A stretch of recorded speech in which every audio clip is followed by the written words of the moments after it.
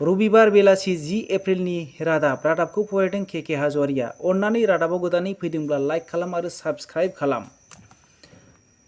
थांनाय चिरां जिल्ला आमटेकायाव दाखाथि खालामनायाव लोब्बा थानाय साथाम दुथांफोरा गावसोरखौ पुलिसनि आखायाव गथायनानै लाबाय। बिसोरनि मुंखौ देबानन्द नार्जारि, मदन दैमारि आरो बिश्व मसाहारि होननानै मिथिनो मोननाय जादों। गावबुराफोरनि फोरमायनाय बायदिब्ला साथामबो मोजां गथ' बेरायनो फैनायावसो ओरैनो मुं लाफाजादों होननानै बिथांमोनहा फोरमायदों।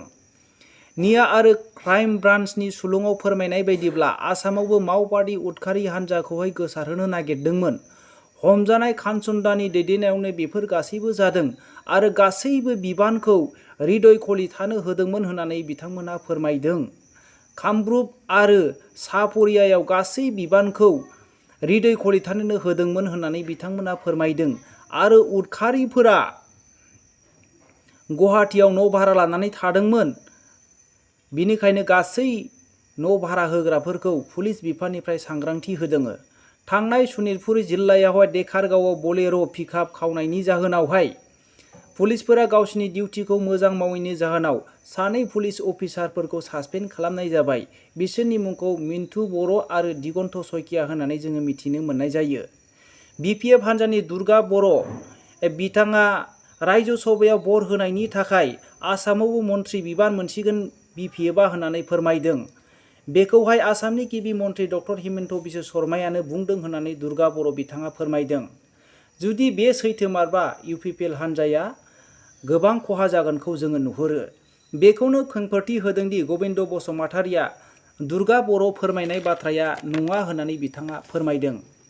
आसाम सरकारा गासैबो जिल्लायावनो अरुणोदय बिथांखिनि गेजेरजों गरिब सुबुंफोरनो 3 मेगावाट मोब्लिबखौ फ्रि होनायनि थि खालामबाय। 20 लाख सुबुंनो कारेन्ट बिलखौ फ्रि होनाय जागोन होननानै बिथाङा फोरमायदों। 250 रां सरजाबनानै अरुणोदयआ सिगां जे 1000 रांमोन, बेजों लोगोसे सरजाबनानै गासै 1250 रां खालामनाय जागोन। कारेन्ट बिलनि मुङावहाय आरोबाव गोदानै 6 लाख सुबुंफोरनो होनाय जागोन होननानै आसामनि गिबि मन्त्रि हिमन्त बिश्व शर्मा बिथाङा फोरमायदों। तामुलपुराव एसएसपिफोरा गरिब सुबुंफोरनो फ्रि मेडिकेल ट्रिटमेन्ट होदों आरो सलार राननानै होदों होननानै फोरमायदों। मनीष सिसोदा दिल्लीनि डिपुटि सीएम बिथाङा फोरमायदों दि पान्जाबाव आम आदमी पार्टी जानाय लोगो लोगोनो प्राइभेट स्कुलनि फिसफोरखौ खमायनाय बिथांखि होबाय आरो गोबां सरकारि स्कुलफोरखौ फोसाबनायाव लाहार फाहार खालामबाय होननानै बिथांमोना फोरमायदों। नाथाय बिजेपि सरकार दानाय जे रायजोफोराव दासिमबो बेफोर मावजायाखै होननानै बिथाङा फोरमायदों।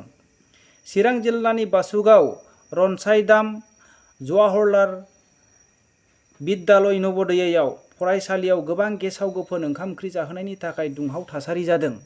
दिनै पिटिआइ इमरान खाननि पाकिस्तान सरकारा बायनानै थांबाय। फोथायनाय गैयै बहराव इमरान खाना जेननो गोनां जाबाय। दा गोदानै दाजानाय सरकाराव प्राइम मिनिस्टार हिसाबै शाहबाज शरीफखौ होनाय जागोन होननानै सन्देह खालामनाय जादों। रायजोआव फिन इनकाउन्टार आसामाव हुजाइ जिल्लायावहाय दबाखवायावहाय पुलिसनि गुलिजों सेमल हक मुंनि दुथांखौहाय गुलि गावनाय जादों। बेखौ लोगो लोगो नगाव सिभिल हस्पिटालाव लांनाय जादों। पुलिसफोरनि फोरमायनाय बायदिब्ला बिनियाव लोगोसे गोबांथार गुलि आरो हाथियार मोननाय जादों।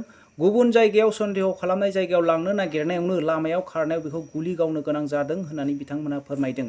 बेजों लोगोसे दिनैनि रादाबा एसेनोसै। रादाबखौ जोबनायसिम खोनासंनायनि थाखाय बयनिसिमबो साबायखर थाबाय। जै बर' हारिनि जै।